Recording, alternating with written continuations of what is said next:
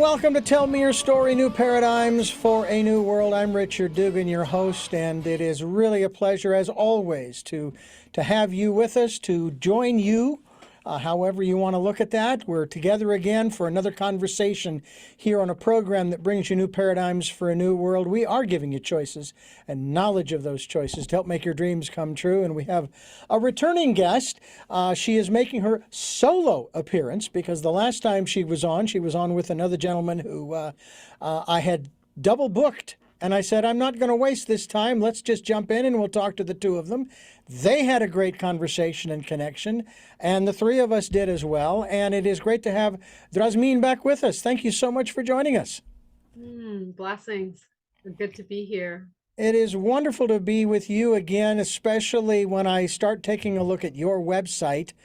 Actually, I should say plural websites, but specifically the one that features your art, which is part of what we're going to talk about today, and what it is, and so forth. Tell our listeners and viewers, because I'm hoping that I'll be able to show during this video some of your art on screen as we move forward, to show people what it is that you produce and that is actually available. I'm not sure if it's actually for sale. I saw something about adopting art, so we'll talk about that as well. Tell us a little bit about, shall we say, your musings and so forth. Yeah. So my art is, if I had to put a category on it, I would call it spiritual poetry art. Although the intention with my art is really to disseminate the labels, really to collapse the bridge of spirituality and the physical world through the expression of art. I do infuse my art with a lot of symbolism, with light language channeling, which is the language of energy, with alphanumeric code and sacred geometry. So that's where I bring the spiritual aspects of it. And I have the spiritual gift of sight.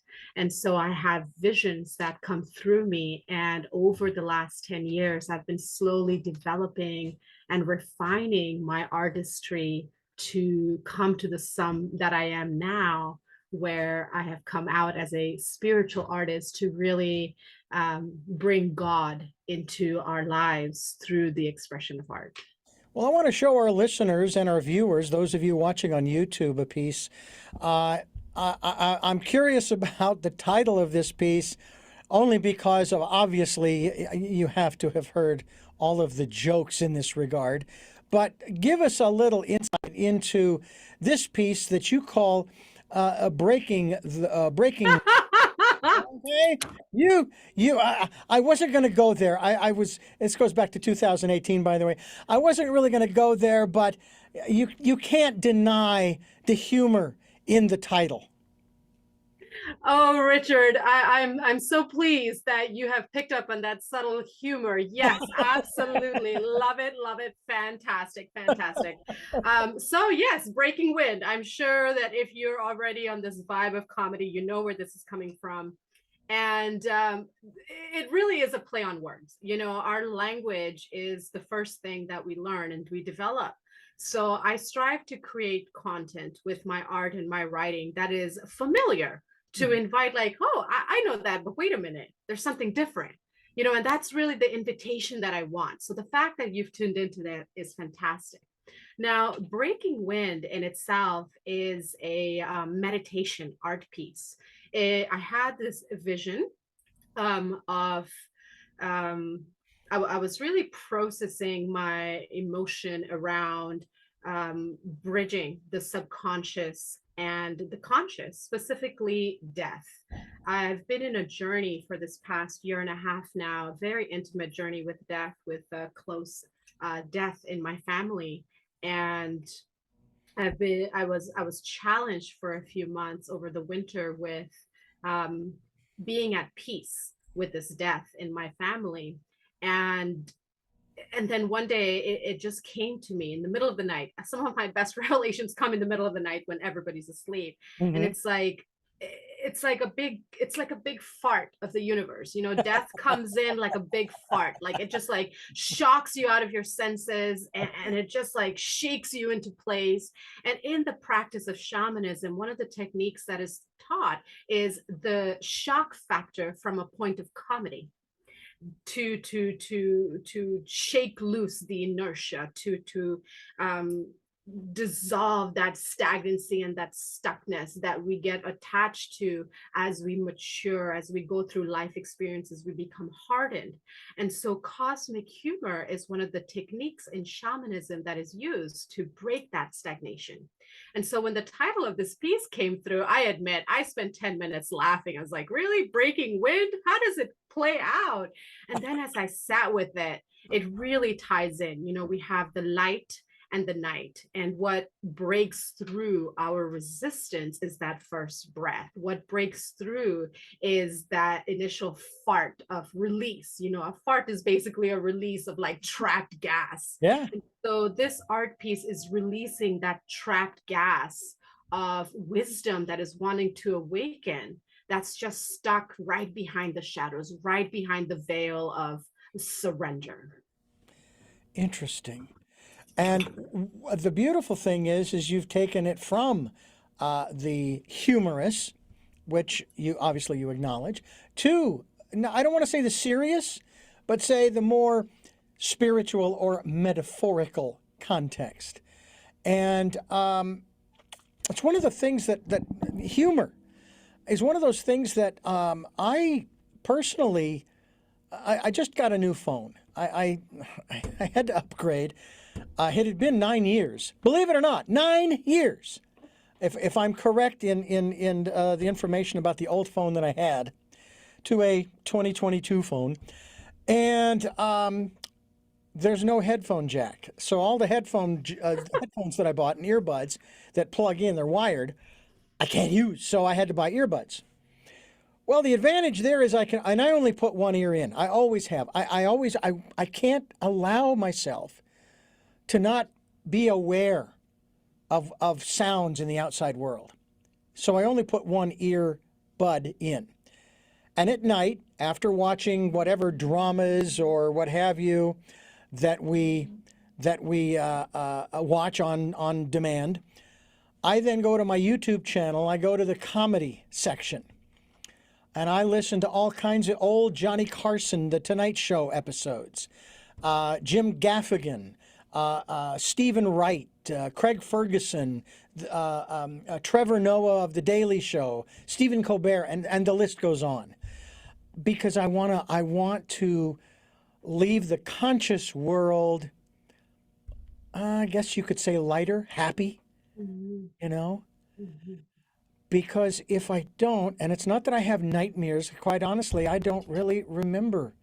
I rarely ever remember a dream. And if I do remember it, I've forgotten it within about an hour or two after I remembered it. So I know there's an importance there to writing this stuff down.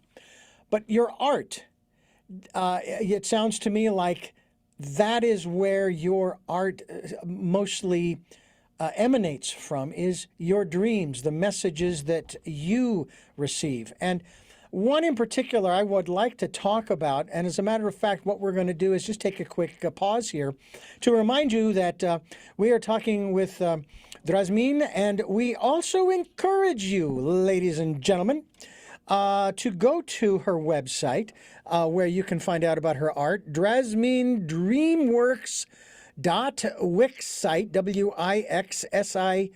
WIXSITE.com. We'll be linked to that website, Drasmine, so that folks can go there and find out more, and we'll look at the art. But we're going to show folks a little bit more of that as we continue here on Tell Me Your Story. I'm Richard Dugan, your host, and Drasmine is our guest here on the program. She's an artist. She's an alchemist. Oh, my goodness. You support people, you encourage people, not just through your day-to-day, but also through your art. And one of those pieces, which, again, I'm always amazed and astounded, and I guess I couldn't say in awe, of the work that some folks put out. And in this case, we've one that is entitled, and you may want to pronounce Mm. it, is She Trinity Goddess Mandala. Now you've capitalized the S and the H, and the Mhm. E is lowercase. Tell us why. So the whole premise with that specific word, I consider myself a spiritual artist, and art is just one aspect of it. Language is the other big aspect of it. I use the practices of NLP, neuro linguistic programming, Hmm. to really bring the visual context of the mind to the forefront, because we are ultimately visual learners. And so Yes. that immediately drew your attention. And it's written that way because when I had the vision, the first vision I had many years ago of the energy of the masculine and feminine, it was the S, the serpent. The S is the symbol, the shape of a serpent. So this serpent, which is the life force energy coming up through the consciousness, through the subconscious, coming up through the masculine energy, through the he, in the container of the she, to create life. And this is a meditation that I've been on for many years. This particular piece I did this year. So the she trinity is really honoring the aspects of she, maiden, mother, crone, and yet also subtly acknowledging that she is because he is, and yet he is because she is. They exist because of and for each other. Hmm. I noticed the figure eight. I can see a figure eight in there, the symbol of infinity. Mhm. Actually, it looks like it's overlaid, especially in the center. Um, and at first glance, I thought, oh my goodness, it's beautiful, but I saw these brown shades of brown. It's kind of drab. And then I got to thinking more about it and realizing actually it's kind of calming. It's got a peacefulness to it. Almost, as a matter of fact, as you and I are conversing here in California in particular, I'm not sure if you're getting this up in this neck of the woods where you are at this time. We're getting a lot of heat, and I can hardly wait for fall to start. Where it cools down and you get around to November and the holidays and all those kinds of things, and everything starts to change colors and actually starts to turn brown before the snows fall in certain areas. And it's like, yeah, that's the season I love. I absolutely love fall and winter. When I was a kid growing up in school, when August would roll around, and then Labor Day, and as soon as September hit the calendar, you started seeing the shadows get longer and longer and longer, and it told me, growing up in Phoenix, it was always hot, so it's like, oh boy, cooler weather just around the corner. Not anymore in Phoenix, but when I was a kid growing up, it was that way. So it has a calming effect in that regard. But it seems to me, Drasmine, that we're having a bit of a challenge in our societies, plural, across the globe today, with this whole male, female, or Mm. I should maybe rephrase that, masculine, feminine, um, oh, how do I put it? A challenge. I don't want to say grappling because it's not really that so much as each is trying to find its own place. I've even heard it put this way that um, in spite of all that's been done to the feminine side of the population, the female side of the population over the centuries, and that they're now starting to find their voice, the patriarchal structure and infrastructure has actually done damage to the male energy and individual, Mhm. because it has taken them down what we might call a primrose path, that has told them this is the way that you are, this is the way that we shall be, because we're men, and this is how men are. And it's like, I don't think so. And I don't know about you, but I can't buy into a lot of the relationship dogma and doctrine that has been put out there over the centuries, let alone these this past century in America in particular, as far as the dynamics. And I'm going to use Valentine's Day as an example. Whether you believe it was contrived by Hallmark and the greeting card companies and the flower shops, it's as if every year you've got to up the ante and up the ante and up the ante and up the ante and up. You can only go so high. And if you're in a relationship for 40, my parents have been married 66 years, Drasmine. I would think that they're just happy to still be alive together. Talk to us a little bit about the challenges that the feminine and the masculine aspects of our society are faced with today, as is represented maybe in your art, including this one regarding the goddess mandala. Wow. That's a big one. I know it's huge, but Yeah, no, this is an important conversation to have. It is in the conversations of the uncomfortable that we grow, that we truly find our strengths, that we truly empower our challenges. And this is a very important and relevant conversation. Now, if you're looking at masculine and feminine in terms of energy, it's a lot simpler to break down. And let me just break it down for you. So you wake up in the morning and you're like, I want a cup of coffee. You have a desire. It's like, I really want a cup of coffee. I want it to be hot and I want it to have cream and I want it to have sugar. And maybe I want to have a little hazelnut syrup. You're thinking about all the yummy, delicious ways that you want your coffee. I akin that to the feminine energy. It's that spark of longing. It's that seed of, I want to give birth to something. I want to create something. I want something in my life that gives me pleasure. And then you go, well, I have all the tools. I'm going to go and make the coffee. So you then take the desire and you take action. And the movement from the inner to the outer is where the masculine energy comes in. So I feel that, and this is from my personal experience, from my meditations and my downloads, what I have received is over the course of his story, it has become his story. It's not her story. It's not a being story. It's his story. And we are talking about centuries, hundreds and hundreds and hundreds of years of a program. If you run a computer on the same program again and again and again, it's going to lag eventually. It's going to get corrupted. It's going to get viruses. It's not going to work. And so a program was inserted into collective consciousness many, many, many, many moons ago that stripped memory of where power comes from. Power comes from that initial longing, that desire, that feminine urge to expand, because the feminine urge is about expansion and the masculine is about creation. They are a harmonic. Yet because of the conditioning that has come, power struggles, ego mentalities, without going too much into multidimensional timelines and extraterrestrial things, which could open a can of worms. And it does play a large aspect into what we're seeing. I'll strive to keep it more humanistic for this conversation. I'll try to keep it more earthly. Another segment, we'll go down that yellow brick road. Right. We could definitely do that.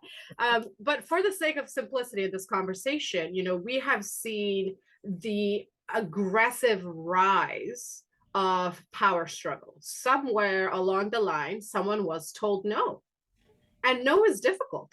Okay. Nobody likes to be told no, especially as an adult. We don't want to be told no. I'm an adult. I will do and get what I want, right? We don't like being told no.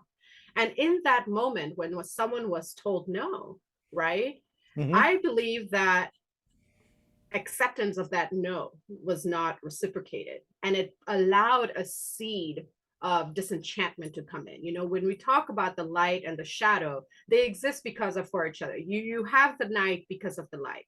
So we can't just say, oh, it's all going to be good and there'll never be evil. It exists. Darkness exists. It's just there, right? But it's about knowing what we allow into it. And I believe that somewhere down the line, somebody's no it impacted them so greatly it traumatized them so deeply that then it domino affected and butterfly affected this cataclysmic shit that we're in, where we don't know whether we're man or woman or somewhere in between, because we have gotten so confused with what is being told to us, rather than being empowered to be who we are. Yeah. We are taught at a young age, and this is where language comes into my art. This is where I use symbolism. This is where I use different elements, outside of just traditional painting mediums to break that disillusionment. Like, wait a minute, what's really going on here? And that's really what the shift I feel is happening at a collective level. We're realizing, like, oh, it's not a masculine problem. It's not a feminine problem. It's a being problem. It's a we're not connected with ourselves problem. Before we started this interview, we were talking about listening. Yeah. Listening. Listen in G. G is the God, goddess. Listen in to the God, goddess within.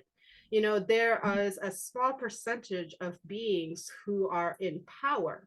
The Vatican, to name one of them, the Constitution here in the United States. There are these entities in power, a very small group that have created a system that's successful enough to give the illusion of, oh, everything's fine, as it continues to pump out programming such as Valentine's Day, such as today, Labor's Day weekend.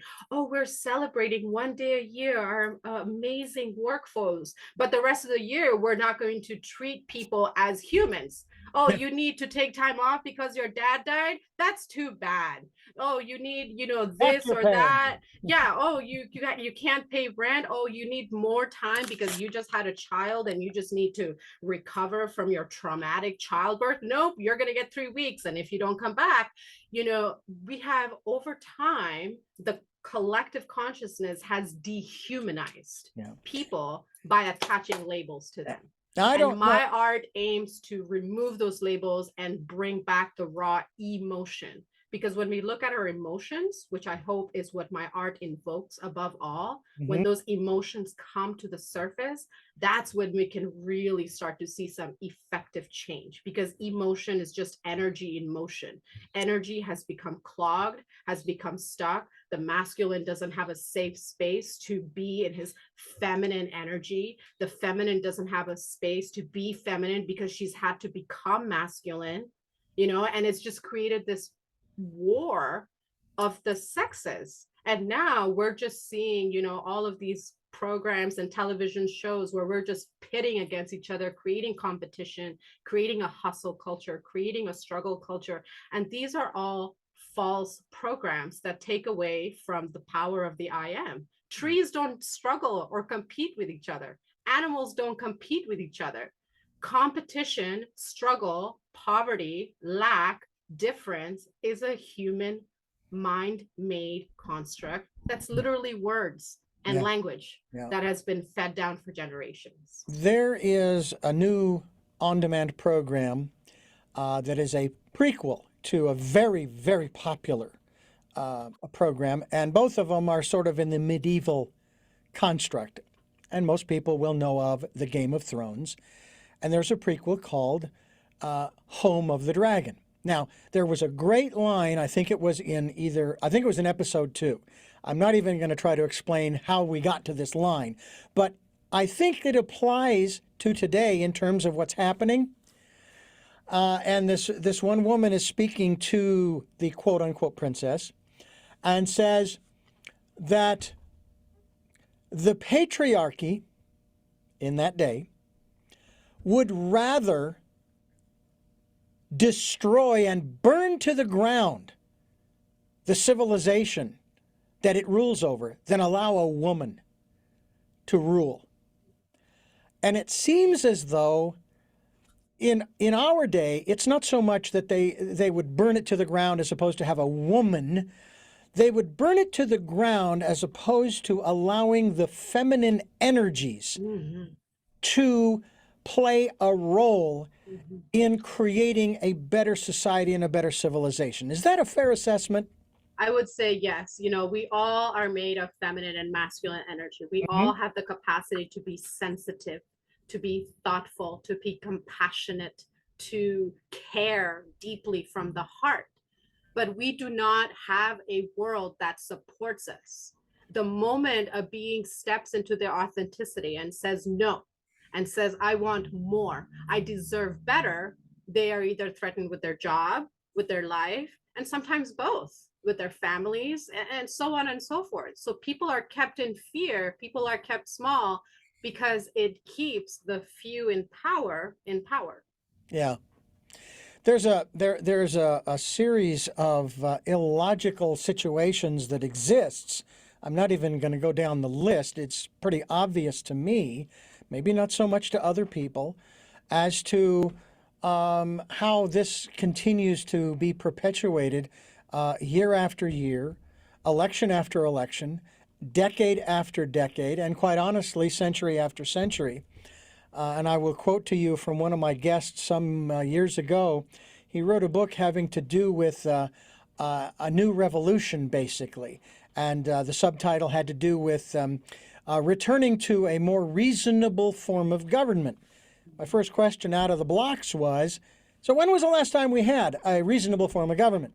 To which he said, it's about 5 minutes after the ink dried on the Constitution. And he probably wasn't too far off, because as soon as it was dry, then everybody grappled to make sure their ox didn't get gored. And that seems to be the case today. I mean, I take a look at the news as little as possible.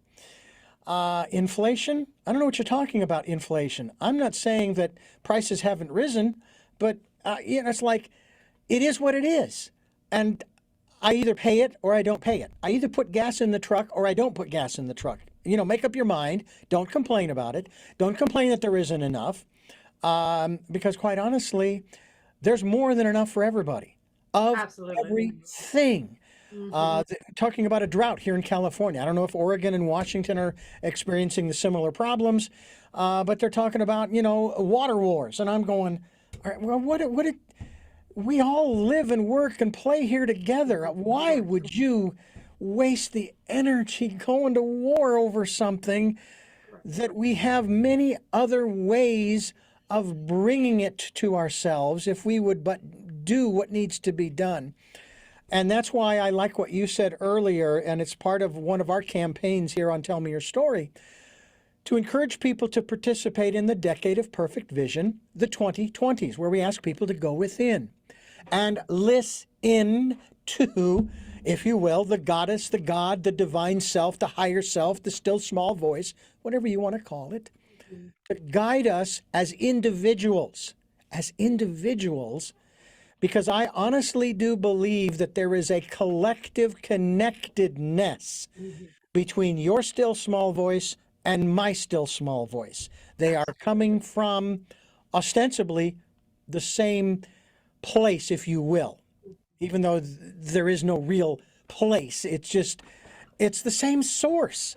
And I think about people who have a particular mindset and philosophy, and they forget the words of the master who said, what are you worried about? Do you see the birds there in the tree? They don't work. And yet, look at them. They're taken care of.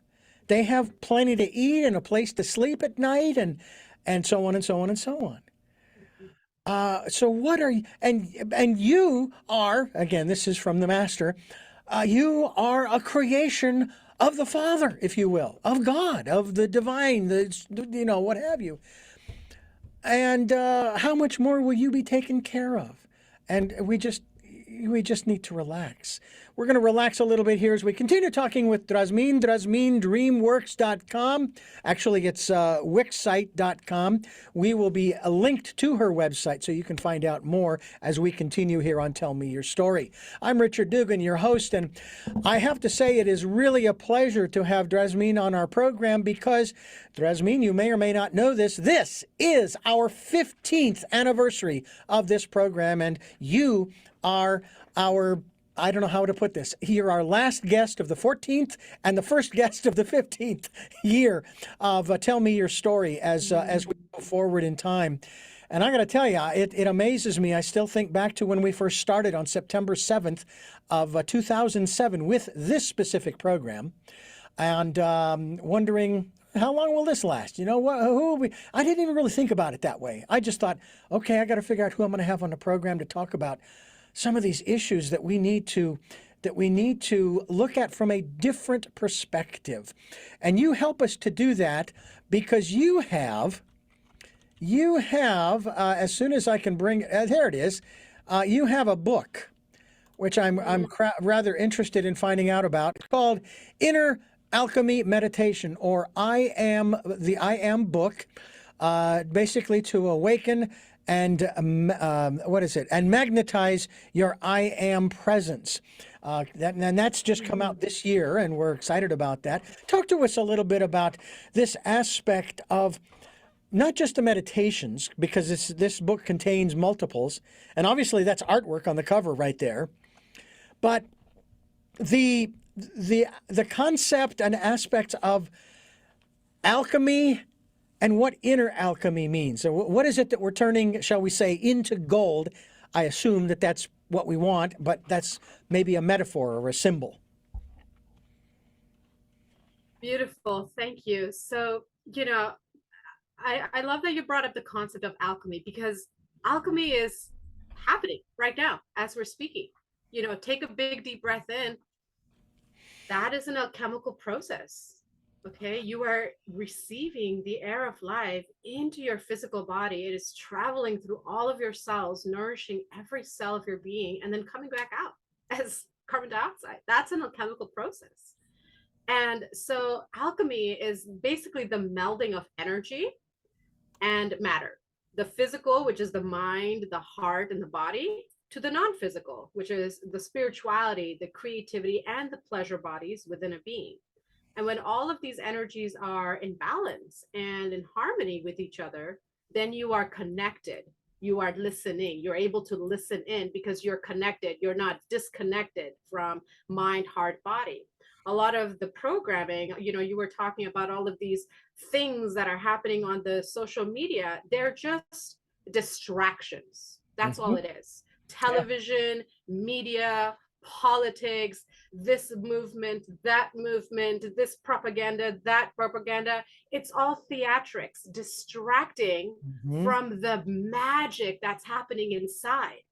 It's a big distraction. And because it has been going on for so long, we're now seeing a world that is addicted to these distractions. Like, it's really hard to break free of these addictions, because we think of addictions of alcohol and drugs. But in my opinion, the greatest addiction to break is the addiction to fear.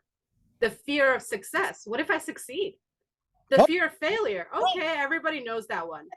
But the fear of, you know, breaking the addiction of fear, especially the fear of the power of I am, this is what I hope this book will start to invite more conversation into. So the Inner Alchemy, you know, this book is a collection of words, 33 power keywords that align with each of the vertebrae. So you're going on a journey from the root, from the ass, from the serpentine energy, from that kundalini life force energy, up to the top vertebrae, which is the pineal gland. And that ties into that other art piece I was talking about, the Shi mandala. But this one gives you 33 words. So you have 33 words. And in fact, I have a copy of the book in my hand. So it's a nice little small book. And you have these 33 words, and they're each expressed in a triangle. And they each have 8-line poems. And the poem is just, you know, you read it. And the whole meditation is about just observing yourself. How do you show up before you dive into a word or read a poem or a line of it? And then sit a moment and reflect on how you relate to that, what you notice, what dissonance you're feeling within yourself. Because it's really all about breaking the pattern. And that happens by addressing the language. The language is what is governing the freedom or the imprisonment of our world today. The language that is pumped. You know, there's so many words that are used as common language that it just makes me cringe. One of the big popular words that is used, and I hear children use it a lot, is the word don't or I can't. You know, the moment you say I can't, you're immediately disempowering yourself.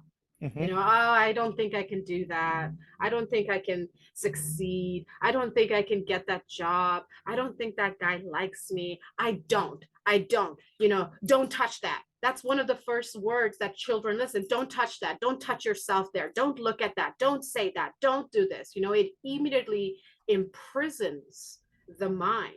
And so the inner alchemy meditations, they're each in a triangle, because the triangle is the first formation, the temple of silence. And some of these words are also acronyms. So you get layers within layers of language to hopefully replace some of the language that you are using into language that is more empowering of your own inner truth. It's not a guide. You know, I shared this book with someone. They're like, so what's this book of affirmations about? It's not affirmations. They're simply word playing on words to tease out the fallacies within you, the building blocks within you that don't give you a strong foundation for harmony, for peace, for balance, for your own passionate pathways of presence to be in this moment.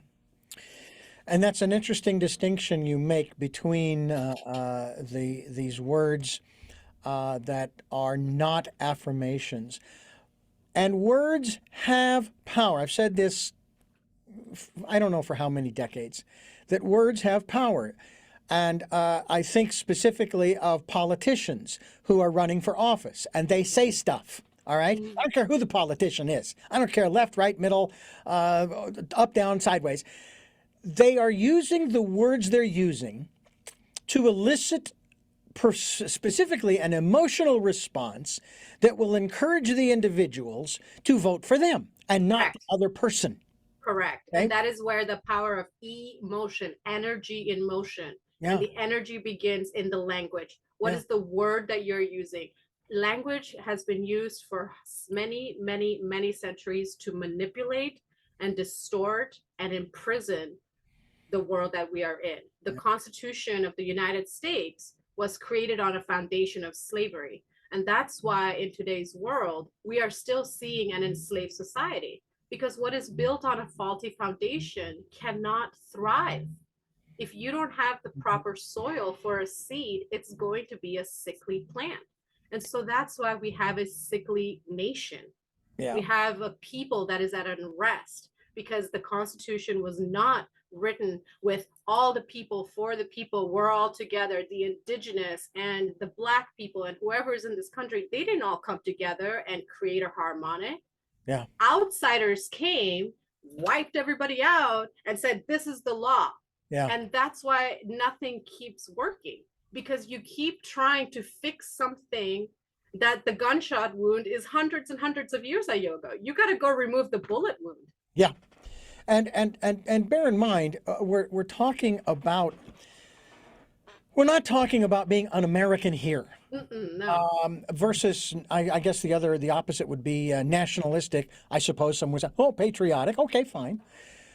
But looking at the truth of things, looking at the reality of things so that we can make things better. We're not, nobody's trying to destroy this country. They're trying to get people to recognize and acknowledge the whole truth of this country. And I have met and talked with people who, and they have every right to do this, they have been so tightly wrapped in the American flag, which again they have every right to do, but they're so tightly wrapped, I don't know how the heck they breathe. Honestly. It's like, I'm not sitting here burning the flag, don't get me wrong. But it's like, why can't we can't even deal with the dark side of ourselves, let alone the dark side of this country or any other country. I mean, at least the Germans, at least I like to think so. I've never lived there. I've never talked with Germans.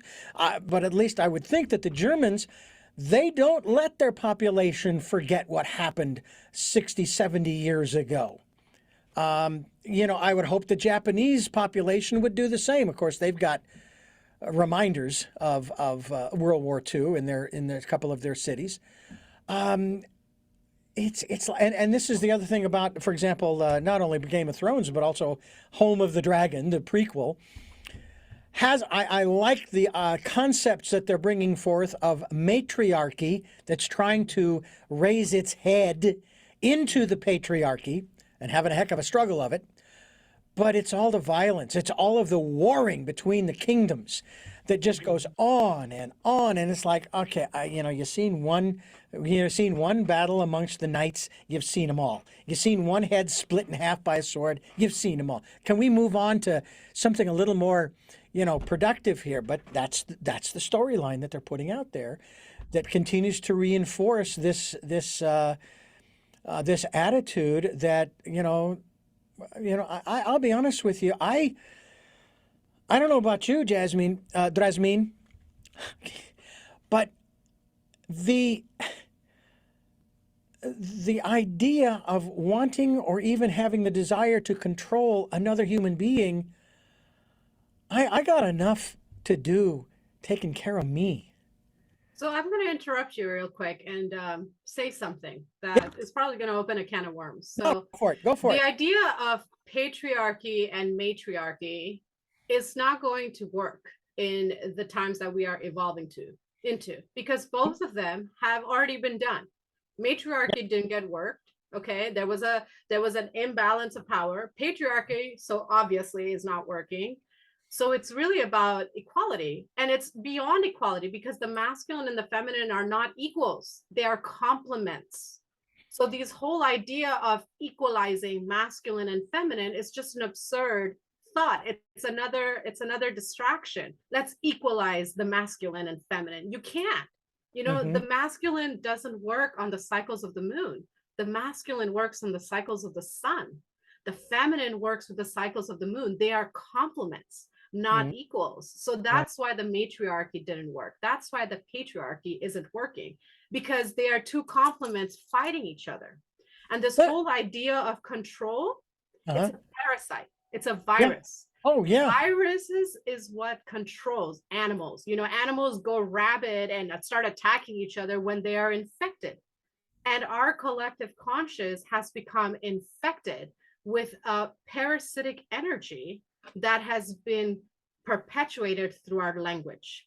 And it feeds on our emotions. Let me ask you. That creates entanglement. Yeah. Let me ask you this in regards to our society. Here in America, it's pretty prevalent. It's in the news quite a bit. And I'm wondering if this isn't sort of a sign, as they say, the canary in the coal mine. The issue of gender identification, or if you want to use the term transgender, I don't know if this is something that's been around for centuries, but what I do know is I don't remember ever hearing about it when I was in my teens, 20s, 30s, 40s. Started a little bit, I suppose, late in my 50s. I'm 62 now.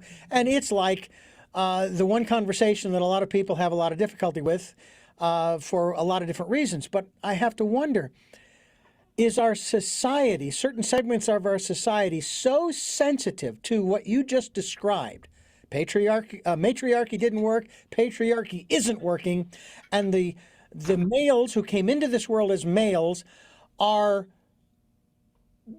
wanting to go to the other side, so to speak, and the females who are sensitive in that regard are wanting to go to the other side. And then there are those who don't want to identify with any gender. I'll be honest with you, as a guy growing up in my 20s and early 30s and meeting some of the women that I did over the years who were just wounded like crazy, and they were wounded by men, I became ashamed to be a man for a while. It's like, damn, what is wrong with us, I didn't do it, but I still felt a certain level of responsibility because I'm a member of the pack or tribe or whatever. Do you think that this whole gender identification or identity issue, I'm trying to keep it simple here, is a sign of this challenge that we face as a society? Because the two that we are aware of, and there's got to be a third where we're equal or we're complementary. That's where we have to go, and that's a sign that these first two they're not working. Look at what is happening to our children and our young adults. They don't want to be what they were when they came in here. They want to, so to speak, switch sides because for whatever reason. Okay. I knew this was coming today. I felt it. Uh-huh. So I will share two things. And one is I have been meditating on the transgender topic, shall we say, for many, many years, for at least 6.5 years now. In fact, I consider myself bisexual. And when I was going through my journey of empowering my own sexuality, I went through a phase where I communicated with a lot of people in the trans community, and I even dated being in the trans community for a few months, and I was really exposed to the inside scene, shall we say. Mm-hmm. And a download that I actually received from my guides and last month, very clear download, because I've been asking for years, please help me understand the trans thing, because I do know that in the story of being, there have been beings who have been born with both sexes. They were treated in temples as sacred men and women because they had the goddess power in physical form. Yet their stories have been annihilated because, God forbid, we give power to the transsexual community and then everybody's going to get a God complex. Everybody already has a God complex in today's age. So I was meditating on this topic, and the download that came through from the Ascension Council of Light was, there is three big things about this. One, the whole dysphoria, the whole disenchantment with the whole gender thing. One, it's probably just exhaustion. The whole people who just don't want to identify, they're just probably just sick of the topic. Like, dude, just enjoy the body that you're in, okay? Yeah. just be, okay? I don't want to be identified because of my genitalia. I want to be acknowledged as a being because of what I bring to the world, of who I am, of the joy that I am. Two, there's a lot of trauma in the sexual energy, a lot of trauma. And we see in the mitochondrial DNA, and this is why the feminine has been feared, because she is the carrier of memory. A woman has so many cycles in her lifespan. She is born with that number of eggs, which means that when she was in the womb of her mother forming, she was already had those eggs, and that goes back in the womb of her grandmother, her great grandmother. And there's so much that is unknown about DNA, but with my work with the energetic consciousness, this memory of the raping of feminine power, this suppression of integrity and truth has created so much trauma in the sexual energy that it's, we saw it in the 60s and the 70s and the 80s as addiction to drugs and alcohol. Well, that eventually ran its fuse out. Now it's an addiction to something else. And it's slowly coming back to the root issue of sexual energy. We are all traumatized. Men are circumcised more often than not as babies, and in the hospitals, the parents more often than not aren't even present holding their child. They have just gone through a traumatic birth experience, and then they have their genitalia snipped off. Okay, call it what you want. There is an imprint of trauma memory in the sexual energy. And you get that going down for generations and generations. No wonder nobody wants to talk about sex. No wonder nobody wants to talk about what's hurting, because you're talking about an old steak. It's got many layers of skin that it hasn't shed. Then we're talking about the feminine, who has been forced into marriages, treated as property, sometimes even less than property, has had her womb continually abused. And to this day, there's many women across the world. I speak as a woman who has come from a quote unquote third world country, who was born and programmed with the mindset of your purpose in life is to be of service to a man. One day you will be a wife and you will just do what the man says. I've had to work out of that. But there is so much distortion around what sexual energy is. It has been taken from sexual energy is the energy of creation, where you can create anything you want, to nobody can talk about it. You can't even make a social media post about sex because you'll get flagged and shadow banned as a sex worker. This whole disconnect to what sexual energy really is what is creating and perpetuating this dysphoria and this issue, I feel, with gender. And I do believe, and the third aspect of this download is there are a few people who are soul contracted to come into this world and go through the whole process. But the number of those people are very, very, very few in between, because we choose our bodies before we come into this earth. We choose our experiences. We choose our contracts. We don't just come in here and just get thrown to the wolves, but we do pass through the veil of forgetfulness so that we can go through the experience of remembering and reawakening to the power of the I am. Well, wow, that's a lot to think about, let me tell you. And it makes me really wonder sometimes about, well, it makes me think of an interesting irony. And the irony is we refuse, for the reasons you've discussed, to talk about sex, despite the fact that that's how we all got here. It's like, I traveled from Los Angeles to New York, but I can't tell you how I got here.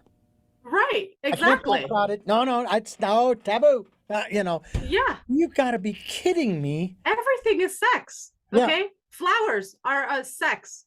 Yeah. Fruit is sex. Our water is sex. It's the union of oxygen and hydrogen. Yeah. Everything is sex. Yeah. It's just sacred energy exchange. That's what it is. It's the exchange of energy. But somewhere along the line, somebody figured out the formula of how to hack into the sexual energy and siphon it away. And then they created all of these distractions that we are now witnessing play out on the big middle school playground called planet Earth. And there are people who are out there who may identify as male or female, whether they are trans or otherwise, or they are sticking with the gender they came in with. I was hoping to leave this earth with all of the parts that I came in with, and unfortunately, I won't do that because I've lost a couple of teeth, no gallbladder, foreskin. Yeah, there you go, foreskin. And the one thing I do, and I mention this when we get into conversations like this, I mention this pretty regularly. When I was in biology class in high school, and we were talking about not just reproduction, but the development of the sperm in the egg into the embryo that then began to grow into the fetus, et cetera, et cetera. And according to what I was told back then, and apparently it has been scientifically verified, correct, every single human being who has ever been born started out female. That is correct. And that ties into that art piece, the she mandala. There is no he without the she. And yet she is because he is. Yeah. And it's like, people will challenge that because there comes a point where, and I don't know where maybe the information comes from the DNA of the husband and the wife, or the man and the woman who, or just, the sperm and the egg that have been brought together, and the combined DNA, there's new information that's been created and says, okay, at some point, we're going to inject either another Y chromosome or we're going to pop in there an X chromosome, and it's based upon the information that's supposedly, I'm guessing, is in the DNA. And, it's like, we really, do we have a serious problem, or are we beginning from the, shall we call them, I say this in the context of small little groups here and there who are sort of under the radar, people who are sort of in the shadows, and they're working to educate people as to the truths about masculine and feminine, maybe such as yourself, and that there is hope for our society. Barbara Marx Hubbard, you may or may not know who she is. She shared with us literally 15 years ago when we first started this show. She was like our third or fourth guest. And she talked back then, 15 years ago, about, no, what am I talking about? 2007? Yeah, that's right. Okay, math is right. I'm sorry, I stopped to do the math. She said that we are, at that time, she said, we are going through what she called the birth pangs.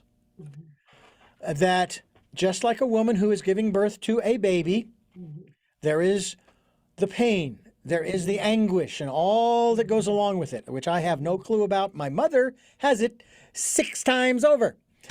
But eventually, the baby is birthed, and the pain goes away, and now you get to watch this new creature, this new creation, grow and develop into something new.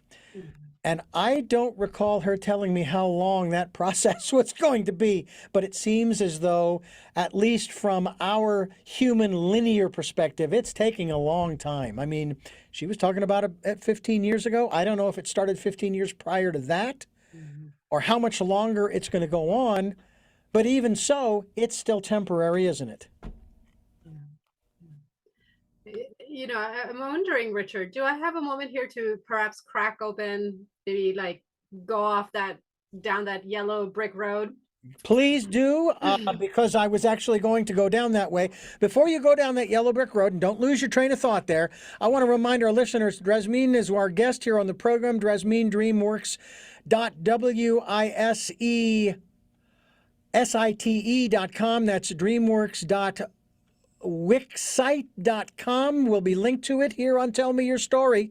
I'm Richard Dugan along with Drasmine. And Drasmine, you are going to share with us, we're going down that yellow brick road that I didn't used to go down, but what I'm finding is it's very, very relevant. Please go ahead. Absolutely. So, okay. In the beginning of this human experience, collective consciousness on Earth plane, we had the matriarchs in the elephant society. The elephants were the first matriarchs of this Earth. And then the humans came along. And then we've had many civilizations come through. We've had Egypt, we've had the Mayans, we've had Atlantis. Now, when Atlantis fell is when the full force of malevolent forces, of reptilian forces came in and invaded the temples. And there is a lot that I could go into that, but I'm not going to go into all of the details of how that happened and who did what. I know a lot of these stories because I have very clear remembrances of my lives in those timelines that I have remembered over the last few years in my practices. And they have also been verified by other beings that I have met along my path. Because that's what happens when we awaken to our memories. We attract certain people in our lives so that we can clear our karma, we can forgive and let go of the past and retrieve the lessons and grow. That's the whole point of continuing evolution. We look at what we've done, we hopefully learn from what we've done and not repeat that, and we evolve. And what has become very clear over the last few months is when Atlantis fell, is when the full force of reptilian invasion came into the planet Earth with their high technology, with their advanced knowledge of infiltration. And they had been attempting to infiltrate the Earth consciousness for thousands of years. This wasn't like something that just happened overnight. They had been making their attempts for a very, very, very long time. And that tipping point happened at Atlantis. So everything from Atlantis has just been total chaos because there was a complete separation of purity and divinity because of what happened in the temples of Atlantis in that moment.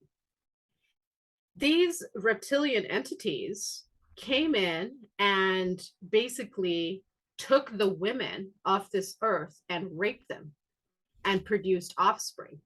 And because of this offspring, they have been able to infect the energy grid systems. And now we are seeing the descendants of this reptilian children in the majority of the powers that currently hold construct. I know this might sound very woo-woo and crazy and out of the box, and you're like, what is this crazy alchemist artist talking about? You know, I invite you to really start tapping into your memories and start just tracing the emotion rather than trying to figure out the story and attaching to the story of why this is happening. I invite a tracing of the emotion. Okay, I have this anger, I have this frustration, I have this dissonance, and start allowing that thread to carry, because the law of energy is that it cannot be created nor destroyed. It can only be transferred. So energy, there has been a transference of energy and power.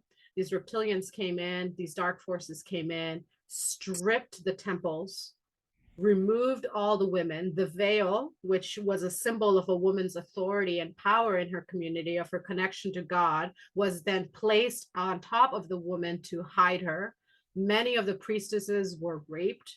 They were blinded. And it wasn't just priestesses, there were priests as well who were empowered in their feminine energy, working through their masculine body under, you know, in co-creation with priestesses. So I use the word priestesses loosely in the terms of beings wearing a veil. And that is one of the reasons it is so difficult to see past the programming right now. That is one of the reasons it's so hard to break the addictions and break the cycles, because it is a literal program that is not human, that has been fed into the DNA and then over time solidified. And that is why we are at spiritual warfare right now. We are in the middle of World War III. That's why this birth canal that you're talking about, this long, narrow path through the darkness, it's all a matter of being squeezed and tight, so tight that you have no choice but to push yourself through. You know, the mother is not pushing the child. The child is coming out of its own. The mother doesn't say, oh, I'm going to have a birth at 2 o'clock on May Day. No, the child says, I'm coming now. Unless unless you plan a cesarean. And I'm not even going to go into how the cesarean concept of birth, you know, right. There is a time and a place. And sure. Coming back to the original temples, this is why Mary Magdalene was able to conceive without sperm, because she was a pure woman of God. You know, they call her the Immaculate Virgin because she had been in training for many lifetimes in the temples, purifying her vessel, listening, connecting to her God power. Mm-hmm. In the original story of being, creation happened in union with nature, and the masculine energy came in to support and protect that. Yeah. But when the veil was put over the church, which then Christ came, you know, several thousand years later and tore the veil in Palestine, mm-hmm. you know, there's another symbolism of the veil tearing off.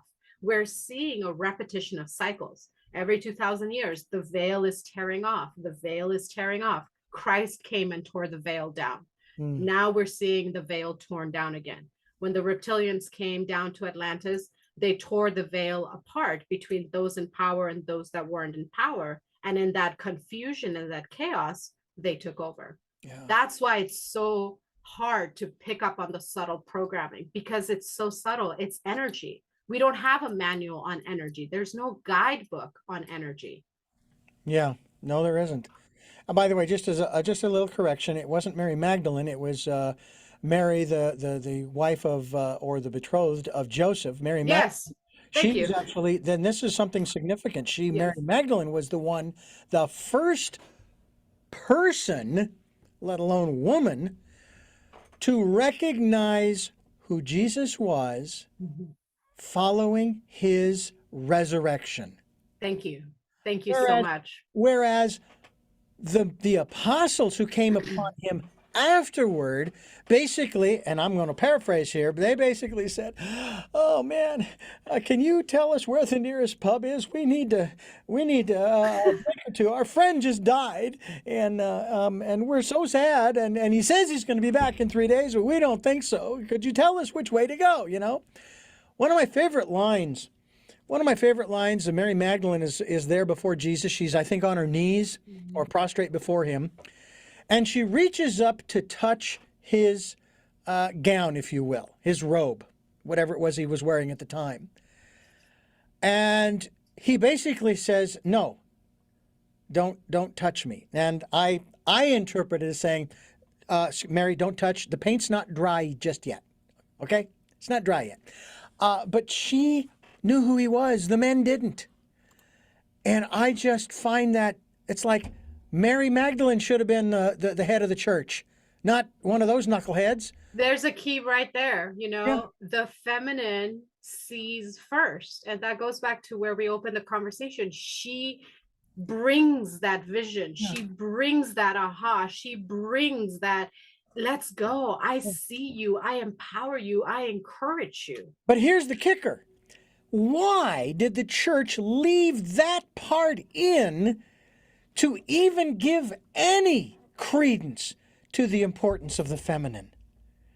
That's what's bizarre to me. That's one of those ironies that I was talking about. I'm going to go with pride. Okay. It's like they think that they're so smart. They're like, we've taken everything out, whatever. Give them those breadcrumbs. They're too dumb to figure it out. Right? That's what my guess is. Oh, these peasants are too dumb to figure it out. Well, give it a few thousand years and then we'll see who's the smart one. Yeah, exactly. Have you ever seen the movie or read the book, The Last Temptation of Christ? Yes. Kazantzakis. Mhm. Okay. Well, back in the 80s, when I was working for the religious radio station, we had this campaign blasting it, just utterly saying, "Don't go see it. It's terrible. It's blasphemous, blah, blah, blah, blah, blah." What did I do? I went out and got a copy of the book. Now, I never really got through the whole thing, but I read the preface specifically. And in it, Kazantzakis said, and I paraphrase, "These are just my musings. I'm just saying, what if? What if? I'm not saying this is the truth. I'm saying, what if?" Mhm. Then I saw the movie. Now, first of all, you and I may agree that it wasn't a great movie. But I don't know, maybe it's my mindset. Maybe I'm going to hell for this. I'm a heretic. I didn't find anything blasphemous about it. Because I knew that the storyline came from a man who was just asking questions. Again, there's a word, right? Words are given the power that we give them. Yeah. Words don't have power until we give them power. Mm-hmm. Blasphemy is another one of those words. Oh, that's blasphemous. Me here, sitting here, wearing red lipstick, talking to you without a man standing next to me could be considered blasphemous in some cultures. Where's your veil? It's right here. It's right here. Hold on. I got to cover up. And I've got my head covering. Yeah. And neither of us are trying to make light of any of this. We're not trying to be disrespectful to anybody. We're just trying to hopefully get you to understand that there is more to this life that we have been given. And I say that from the standpoint, as far as I know, I didn't create myself, okay, just, for the sake of argument, and that we want to thrive. It's time to stop surviving. Correct. And that takes place in so many areas, including, as you have alluded to, Drasmine, the aspect of the programming. Mm-hmm. Erase it, overwrite it, whatever it takes. And I take it, the book that you've got, the Inner Alchemy Meditations, is one of those ways that we can overwrite that programming through those Absolutely. meditations. Absolutely. You know, the I am book is also, I will say, quite dense. It is for a more educated being, shall we say. So, you know, if English is not your first language, I would not recommend it as an immediate introduction. I do have actually on a different website, my education website, which is in the process of a rebrand, a lot of other resources and tools, very simple guides. In fact, this morning, just finished a course called Peace, Alchemy, Immersion. And it dives into how to thrive, in fact, in the being experience, you know, how to be at peace. What does peace look like? How to cultivate it? Why to cultivate it? So the book is a great, and I recommend it to anyone. And I will also give that caveat that it will awaken you. It will bring, you know, things up, and a bell rung cannot be unrung. Right.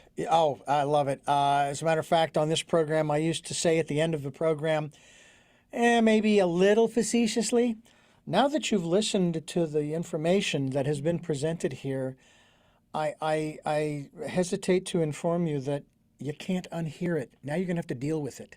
Mhm. So be advised that what you listen to, you will have to deal with somewhere down the road, even if it is the programming. Mhm. But if it's not, again, and as I have shared with our listeners at Drasmine, we put out a smorgasbord, the table, 15 years, huge. It's enormous, football field, bigger. And we ask people to come and partake of those things that resonate with them. And then come back again and again and again and again and keep taking something from that table, because you're going to find that today you will take something from the far left corner, which is, again, that's fine, whatever it is, and it's okay, you can handle that. And in 5 years, just for the sake of argument, in 5 years, you're going to be diving in the middle of that table, thinking back to that very first day on September 7th of 2022. Wow, I was only over at the edge of the left side of the table, and look at me now. I'm out here in the middle, in the deepest part of this table of incredible concepts and ideas. That's what happens. You know, speaking of concepts and ideas, you mentioned earlier that we have a big problem, and I do a lot of wordplay. So I want to throw this little awakening bomb. You know, Okay, problem. sure. Let's do it. Yeah. So problem, I say, is an acronym for perceiving that running or blaming leaves everything magically solved. There's no such thing as a problem. It's along the same lines as being in a state of confusion. Correct. Being in the state of confusion, it's a comfortable place to be, but it doesn't get you anywhere. Right.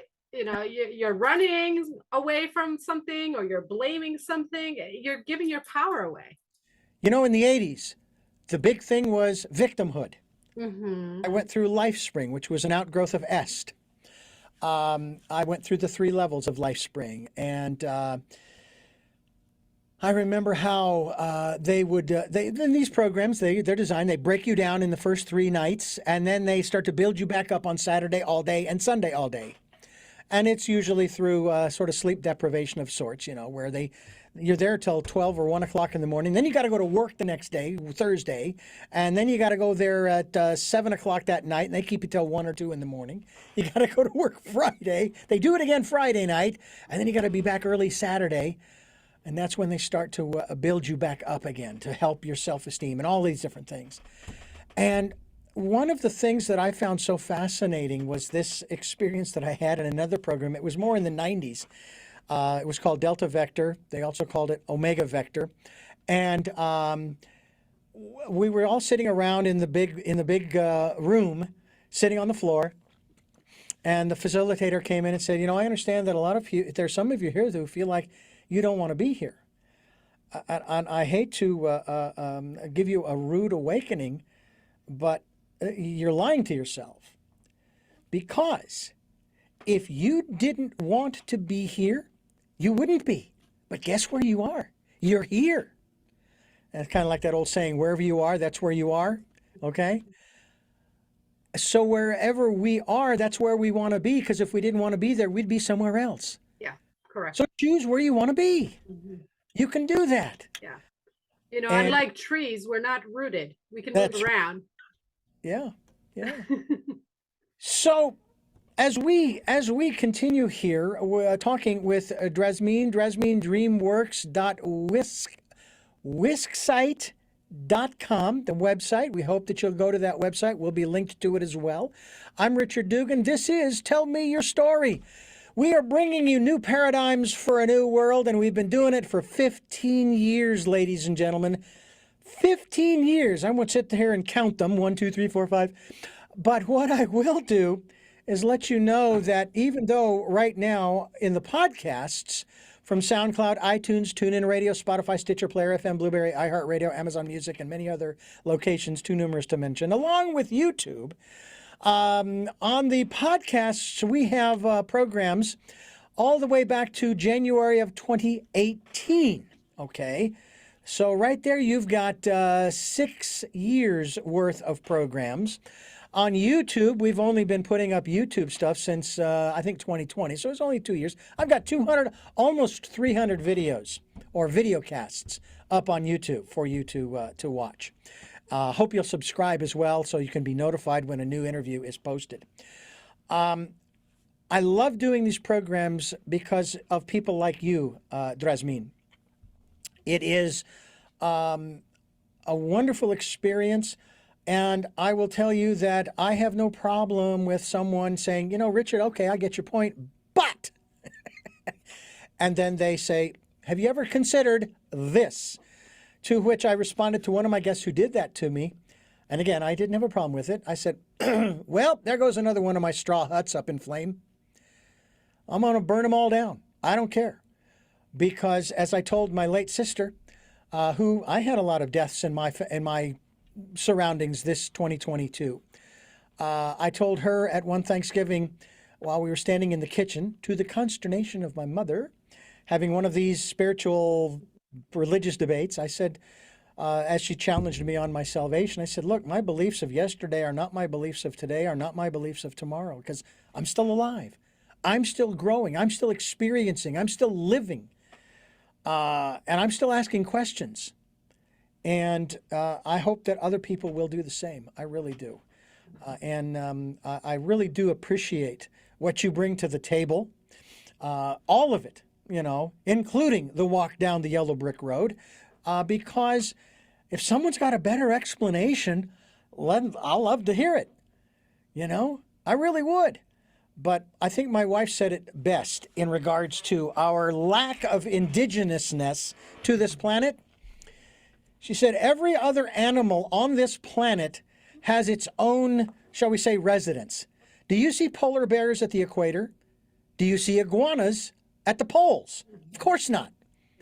And yet man is the only one of all of the creatures on this planet who has to, or chooses for, I don't know, made up reasons, puts on clothing, has to build structures to live in, and then condition the interior so as not to freeze or overheat depending upon the weather conditions. You don't see any other animal, any other creatures on the planet doing that, nor do you see any other creatures on the planet storing up for more than a season. And that's why, as we wrap things up here, Drasmine, I'd love for you to talk to us a little bit about why, and this is my belief, and if you don't agree, that's fine. I'd love to hear your perspective. Nature is our greatest teacher, and we need to be listening. Well, you know, if the skies decide to open and downpour a flood, it doesn't matter how much we, you know, how many belongings and possessions we throw at it, it's going to wash away our homes. Mm-hmm. You know, we're going to die and Mother Nature is still going to be here. She doesn't need us. We need her. Mm-hmm. You know, the nature, the earth has been here and it has gone through many evolutions, and it has spoken and wiped out many civilizations because she had it. She is a living, breathing entity. And the mycelium, the mushrooms, is the nervous system of the earth, and they're always talking to each other. They are always communicating with each other. They know what's happening right here, all the way across the world. The wind is speaking, the earth is speaking. So just listening, just cultivate a daily practice when you wake up, hand on heart. I woke up today, and just feel and listen. It's that simple. The first few moments of the day can change your entire day. And if you choose to take those few moments to just start listening, then you will realize that you are always in tune with nature. When it's hot, you might want to go out to a pool. When it's cold, you'll probably want to stay indoors. Your body will naturally align to the seasons, but you have to give yourself time. Yeah. Right. And you have to actively work on awareness. You have to actively work on presence of like, oh, I'm wanting to like grab my phone and check all my emails and who loves me on social media, you know? Not to make a joke of this big problem that we have, but it is a problem. We're continuously trying to blame this movement and that movement and this movement. Oh, nature's not providing for us. But what are you providing for nature? When was the last time you took a moment and sat in appreciation of the fact that, wow, that tree was there before I was born? Yeah. And it's probably going to be there after I die and I'm decomposed. If I was buried at the foot of the tree, it'll happily eat me. Yeah. It's funny too, because a lot of people love to quote the Bible, and I think in the Old Testament where it talks about how man is to subjugate the earth. I think that's the word that's been used. Oh God. And I'm thinking, no, I think you might want to rephrase. It should be, we are stewards of Correct. the earth. We don't subjugate it. We don't dominate it. We don't abuse it. And, you and I probably feel a little bit the same as far as what's happening as far as our climates. And I'll tell you what, from my perspective, you can throw the science out. I don't care about the science. I ask this simple question. Don't you think we should clean up our home? Absolutely. I'm not Change begins talking about, within. yeah, I don't Absolutely. care what the CO2 levels are and whether it's La Nina or El Nino or we've got these giant garbage gyres out in the Pacific, the Atlantic, the Indian, wherever, the oceans. We need to clean up our home. Absolutely, because and more than the home, begin to clean up our mind. Yes. The clutter in our mind, Yes. the language, the mind is like this cup, okay? It can only be filled so much. And then there's no room. So you have to empty it out. You got to empty the mind, and that course I just finished today, one of the practices is decluttering. You got to declutter the mind. You got to start within, you got to start with your home, and then we will start seeing effective change in our world. Because yes, the garbage in the Pacific is a big problem, but it's a problem because we are not facing our own crap. We are literally like, oh, we get our garbage picked up. How many people actually think about the garbage? When was the last time you heard the garbage truck and you took a moment and you just placed a hand on your heart and said, wow, thank you so much for picking up my trash today? Oh, let me tell you, we have Marburg here in Southern California, Central California. And every day I pass one of the trucks, the guys are racing. I can't believe the athleticism of these guys, racing across the street with those bins and so forth. And I slow down. I mean, I slow way down, not just for the safety reasons, but also in honor of them, because if it weren't for them, we'd be up to our eyeballs or hat brims in garbage. So I am very thankful for those individuals in particular. And it's really a testament to that the companies, if you will, as well as the individuals who do that. And boy, you don't see too many heavy set. I like to call them sanitation engineers. They are. They are indeed. I'm talking with Drasmine here on Tell Me Your Story. I'm Richard Dugan, your host here on Tell Me Your Story. We're bringing you new paradigms for a new world, giving you choices and knowledge of those choices to help make your dreams come true. Sundays at 7 a.m. and 7 p.m., Monday mornings at 1 a.m., streaming at 9 a.m. on Wednesdays. That's our special edition, streaming at richarddugan.com at those times. We podcast at SoundCloud, iTunes, TuneIn Radio, Spotify, Stitcher, Player FM, Blueberry, iHeartRadio, Amazon Music, and many other locations. And we are also on YouTube, where you can watch as well as listen to these interviews. And then even go to our guests, Drasmine's website, Drasmine DreamWorks.wixsite.com. Again, will be linked to her website. We also encourage you to participate in the Decade of Perfect Vision, the 2020s, where we ask you to go within and listen to the divine, listen to the goddess, the God within, and follow the promptings. And maybe sometimes it's just sit quietly. Just be quiet, very quiet, okay? Shh. You don't need to do anything. Just be. That's all you have to do. And then if you'd like to support the work we're doing here, we would be gratefully appreciative. We have a PayPal account. It is there for your security as well as ours. When you go to PayPal to send, you put my email address in there, richard@richarddugan.com. That's richard@richarddugan.com. Any amount is gratefully appreciated, and we'll take energetic support as well. And with that, Drasmine, I asked you these questions, these three final questions, in your last appearance, but you were also with another gentleman who we will also have on for his solo appearance as well. Although I have to say, that program went very well. It was a very interesting conversation between the three of us. And I was very grateful that the two of you were willing to do that. So let me ask you the first of those three questions. Who is Drasmine? I am, I'm just a passenger. Oh my God. That's what I am. I am just words. I am. What is it that you hope to or want to achieve through the work that you are doing now?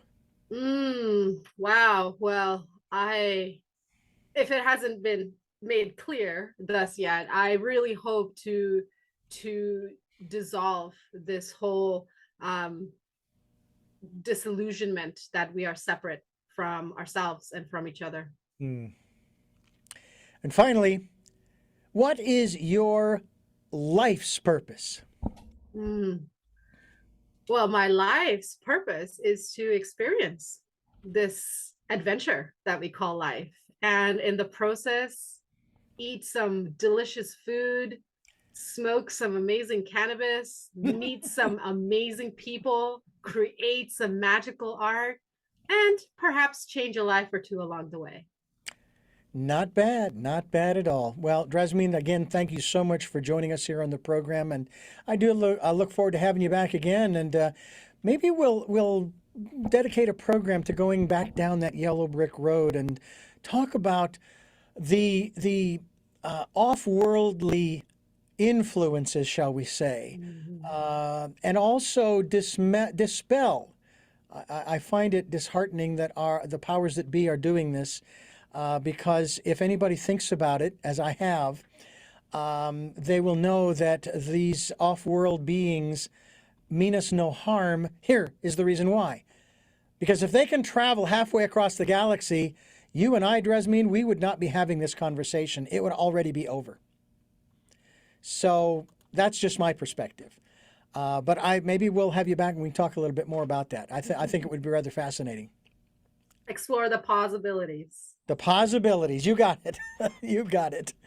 All right. Well, I thank you so much for joining us also to listening and watching Tell Me Your Story on our 15th anniversary program. And we certainly hope that you will continue to listen for the next 15. I'm shooting more for like 40 or 45 years. That's right, 100 and whatever it is going to be. And I'm hoping I'm not talking like this and hoping I still have all my teeth. But I hope that you will join us again on our next broadcast, podcast, videocast. And until then, love to Lal and Jeanette. I am listening. Oh.